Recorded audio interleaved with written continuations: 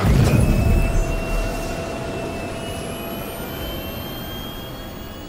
systems online.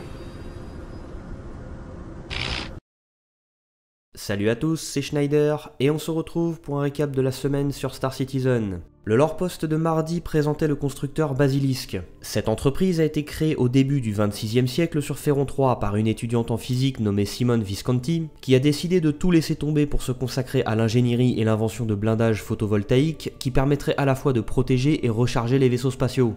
Basilisk s'est d'abord adressé aux entreprises de minage dans le système, mais a connu une expansion extrêmement rapide lorsque l'UEE se retrouva face aux menaces Tevarin et Xi'an. L'armée de l'UEE fut le seul client de Basilisk pendant quelques années, ce qui empêcha les particuliers d'acheter leurs produits et améliora grandement leur réputation. Lorsque Visconti laissa un peu trop entendre ses divergences avec le régime d'Ivar Messer, ses subventions furent sans surprise réduites de moitié. Elle démissionna et finissa finalement sa vie en tentant sans succès de réaliser des panneaux photovoltaïques blindés. À la fin du XXIe siècle, la plupart des entreprises de minage désertèrent le système Ferron. Basilisk déménagea son siège social sur Castra en expliquant que la hausse de la criminalité dans le système Ferron serait préjudiciable à ses employés. En réalité, c'était une manœuvre pour avoir de nouvelles installations incapables de remplir les futurs contrats de l'armée, car les dirigeants de Basilisk voulaient prendre leur distance avec le régime despotique des Messeurs, et se tourner vers le secteur privé où ils avaient une excellente réputation auprès des vétérans de l'armée. À la chute des Messeurs, la liste des entreprises avec lesquelles le gouvernement traitait fut complètement chamboulée, et Basilisk dut réduire drastiquement les coûts pour revenir dans la course. Résultat, leurs produits ont la réputation d'être de moins bonne qualité qu'avant, même si Basilisk continue de prétendre le contraire. Bref, c'est un constructeur qu'on verra souvent quand il s'agira d'acheter de quoi renforcer un vaisseau ou de s'acheter une armure. L'émission Inside Star Citizen de jeudi est revenue sur les progrès de la mise à jour 3.6. On a d'abord commencé par voir des images des deux nouvelles armes, le S-38 de Bering et le Lumin 5 de Clausen Werner. Le S-38 est à mi-chemin entre le LH-86 de Gemini et le Coda de Castak Arms en termes de dégâts et de cadence de tir. Et en termes de précision, on pourra raisonnablement espérer toucher sa cible jusqu'à 50 mètres. Le Lumin 5 de Clausen Werner sera un pistolet mitrailleur probablement inspiré du Chris Vector. Et sa particularité, c'est qu'il aura un mode de tir en rafale automatique. Par contre, le recul sera plutôt violent et n'espérez pas toucher grand chose à 30 mètres ou plus. Et ils n'en ont pas montré d'image, mais ils continuent de travailler sur les accessoires pour les armes. Ensuite, ils nous ont parlé de leur serveur de test public, autrement dit le PTU. Donc rien de bien nouveau entre le développement d'une mise à jour et sa sortie définitive. Elle passe dans les mains de l'équipe QA, de testeurs volontaires qu'on appelle les Evocati, puis les abonnés et les concierges pour faire des tests à plus grande échelle, et enfin de plus en plus de joueurs jusqu'à sa sortie live. La seule nouveauté, il me semble, est le nombre de joueurs Evocati qui est passé de quelques centaines il y a quelques années à 1500 aujourd'hui. Sur le système de transport en commun, les développeurs ont travaillé sur un système permettant de faire apparaître à la volée plus de trains en fonction de l'affluence, et ça sera bientôt mis en place sur leur ville. Sur le système de dégâts, jusqu'à maintenant, les débris de vaisseaux ne laissaient pas transparaître les dégâts qu'ils avaient subis, mais ça sera bientôt le cas. Sur les effets spéciaux, ils ont retravaillé les effets de lumière du Max Ox Neutron Repeater qui devrait arriver en 3.6. Toujours sur les effets visuels, les impacts de balles devraient désormais soulever de la poussière ayant la couleur du sol, et on a pu voir quelques images des progrès qu'ils ont réalisés sur la lumière de plusieurs environnements.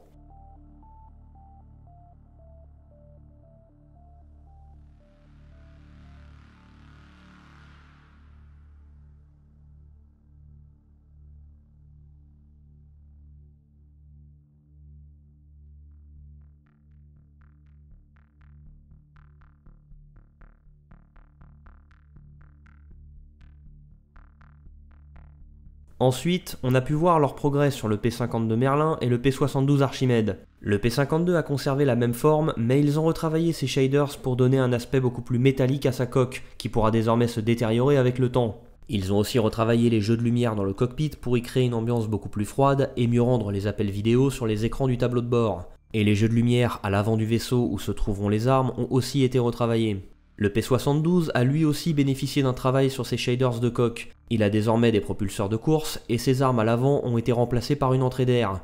L'habitacle a été retravaillé de sorte à être beaucoup plus luxueux et la lumière est ici beaucoup plus chaleureuse, contrairement à celui du Merlin. L'émission Star Citizen Live de vendredi recevait Luan Vettoretti et Cory Bamford pour présenter en direct comment ils créent un environnement de jeu. Et là en l'occurrence, c'était une scène de crime dans une ruelle d'Arcorp que les téléspectateurs ont contribué à créer avec leurs suggestions. Et la seule nouvelle information, c'est qu'il y aura sûrement des éléments du décor qui seront rajoutés temporairement pour des événements spéciaux.